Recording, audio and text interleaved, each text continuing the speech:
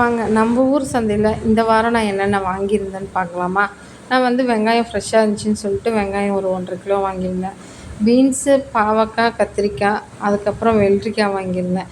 கத்திரிக்காய், பாவக்காய், வெண்டைக்காய் இந்த 3 காயும் பக்கத்தில் கிராமங்களில் வந்து நிறைய விளைச்சல் கொடுக்குன்றதுனால தான் எப்பயுமே நான் இந்த ஊர் சந்தைக்கு போய் நான் வாங்குவேன் காய்கறி. மற்றபடி எல்லா நாளும் காய்கறி விற்கும். அதனால் நான் சந்தைக்கு போய் வாங்குறப்ப பக்கத்து கிராமங்கள்லேருந்து எடுத்துகிட்டு வந்து விற்பாங்க. அதனால் நான் வாங்கினேன். முட்டைக்கோஸு, அதுக்கப்புறம் சொரக்காய் வாங்கியிருந்தேன், வெண்டைக்காய் வாங்கியிருந்தேன். இது பார்த்திங்கன்னா கருவாடு வந்துட்டு எந்த கருவாடுன்னு எனக்கு சொல்ல தெரியாது. ஆனால் கருவாடு செய்ய தெரியும், நல்லாவே செய்வேன். ஆனால் இதுதான் இந்த கருவாடுன்னு எனக்கு தெரியாது. ஏன்னா எல்லாமே ஒரே மாதிரி இருக்கிறதுனால நான் கொஞ்சம் கன்ஃப்யூஷன் ஆகிடுவேன். இது என்ன கருவாடுன்னு உங்களுக்கு தெரிஞ்சால் எனக்கு அதில் கமெண்ட்டில் சொல்லுங்கள். அப்புறம் பூண்டு வந்து பொடி பூண்டு தான் வாங்கியிருந்தேன். பொடி பூண்டு வந்து ரொம்ப ரொம்ப நல்லது. கொஞ்சம் காரம் அதிகமாகவும் இருக்கும், நம்மளுக்கு டேஸ்ட்டாகவும் இருக்கும். அதனால் நான் பொடி பூண்டு வாங்கியிருந்தேன்.